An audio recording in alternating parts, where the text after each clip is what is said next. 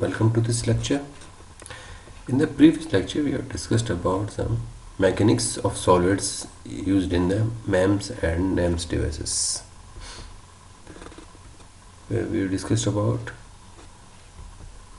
the two type of deformations are there. One is there are two types of bodies are there. One is the rigid body and second is the deformable bodies. And we have discussed about some design of micro mechanism where we have discussed about the compliant mechanics, the benefits of that compliant mechanics and limitations of that compliant mechanics, examples of this. Today we will discuss about the deformable bodies. One of the deformable body is the bar. There is a simplest deformable element.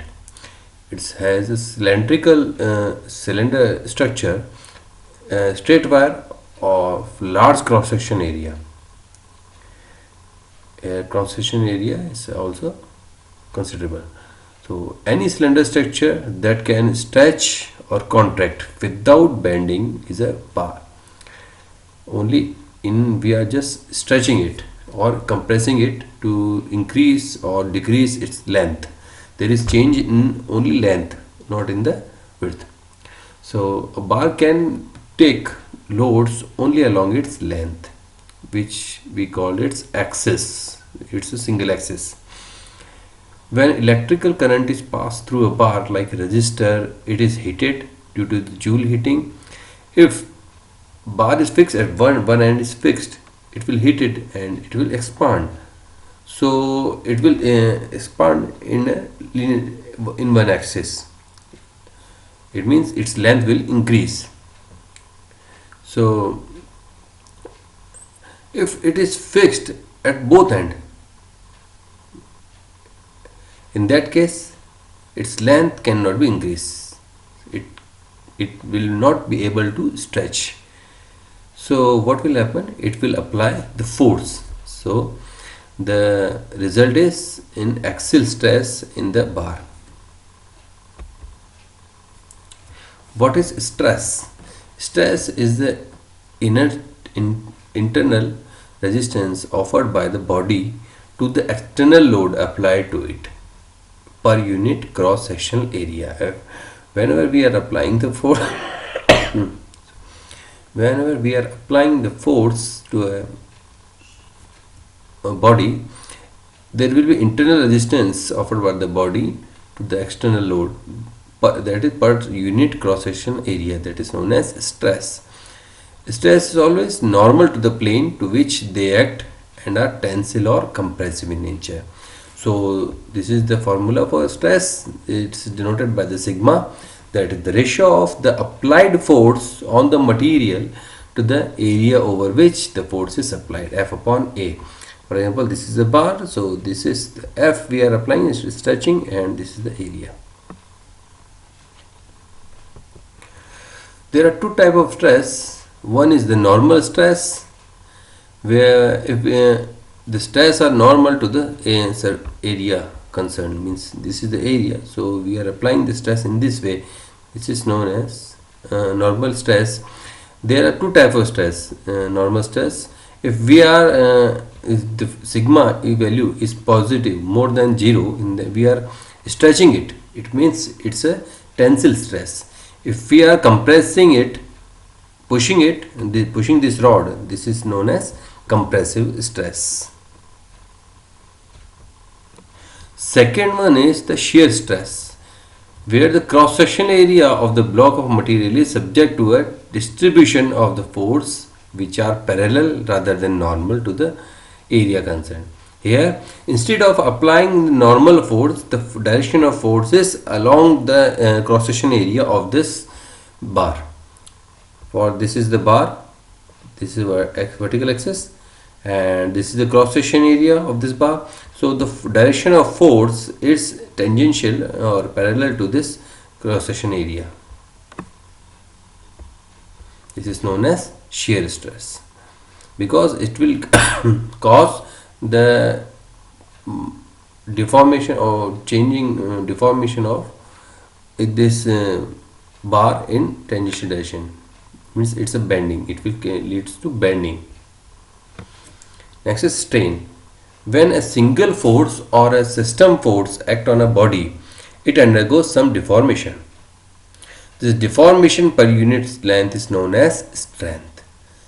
We are applying the force that will cause the deformation, that is the known as strain. Mathematically, strain may be defined as deformation per unit length. Means strain, that is summation, we can sigma, we can use this symbol for this one, that is the ratio of elongation due to an applied force, that is change in the length divided by the original length of the material. This is the change in the length divided by original length, so it is known as strain. This is the graphical relation between strain and stress. If we are increasing the stress, so strain will also increase this way. This is the, for different material, this is different. So the relation between stress as strain, that is given by this Hooke's law. This is equation, linear relation. Sigma equals to epsilon into E. This is the relation for Hooke's law. What is Hooke's law? It states that within elastic limit, stress is proportional to the strain. Sigma is proportional to epsilon. So removing this, if we are avoiding this relation, proportional relation, we can use this constant value, that is E. It is known as Young modulus. So E is a Young modulus constant value, and sigma equals to epsilon into E. Hooke's law holds good equally for tension and compression. In case of tension and compression, it's a very good relation. So F upon A equals to E, Young modulus multiplied by this strain. This is lambda L by del L by L. Or you can calculate del L equals to F into L divided by E into A. For some material like that silicon, the E value of E is 190 gigapascal. For silicon dioxide, SiO, that is 273. For diamond, and these are the values for Hooke's law. But keep remember that it states that the definition, it states that within elastic limit only. If we are increasing the stress beyond the elastic limit, this relation will not be accurately followed. It will not exist after that. Next is thermal expansion. A bar is fixed at one end and heated uniformly to temperature delta above its original temperature. One end of the bar is free to move. This end is hinged here, fixed, and this end is free to move. This is a pulley, it can move on this pulley. So we are heating this bar using this flame. So the change in the temperature, that is del T, and because of change in temperature, the length of this bar, that original length was L, that will be increased by del L. So the relation between the increase in the length and time, change in time, can be given as del L equals to alpha into del T into L, where del L is change in length, L is original length, del T is change in temperature, and alpha is the thermal expansion coefficient. The change in the length of a material segment per unit length per unit temperature rise. What is alpha? Alpha is equal to del L divided by L into del T. So this is the value of alpha, that is change in length of a material segment per unit length per unit temperature rise.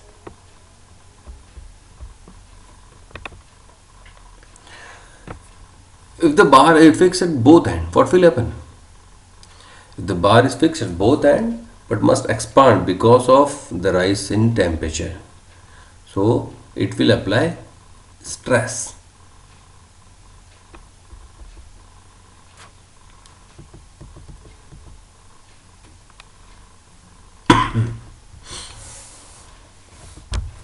If the bar is fixed at both ends, if we are hitting it, so it will try to increase in the length, but since it's a fixed both ends, so length can't be increased, so it will apply the force, stress, and because of this stress there will be change strain also. So the relation of this strain because of the stress, that is given by epsilon is equal to minus alpha del t into del L by, this is del L by L should be. So this stress will oppose this stretching, otherwise it will be stretching, but we are it is not possible to stretch because both ends are hinged fixed. So what will happen, there will be stress. The strain due to this stress cancel out the thermally induced strain. This is the formula of strain, that is equals to this one, and sigma is equal to sigma epsilon E. So you can write it as minus sigma is equal to minus of epsilon value, put this value, so you will get E alpha del T. L by L will be cancelled out. So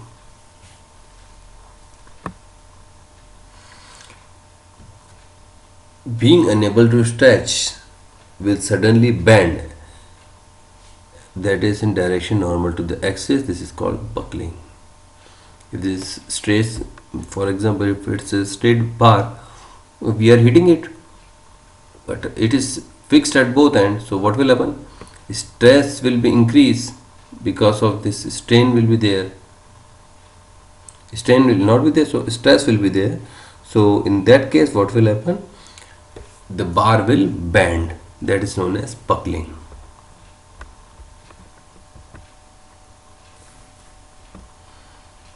These are the relation for thermal expansion.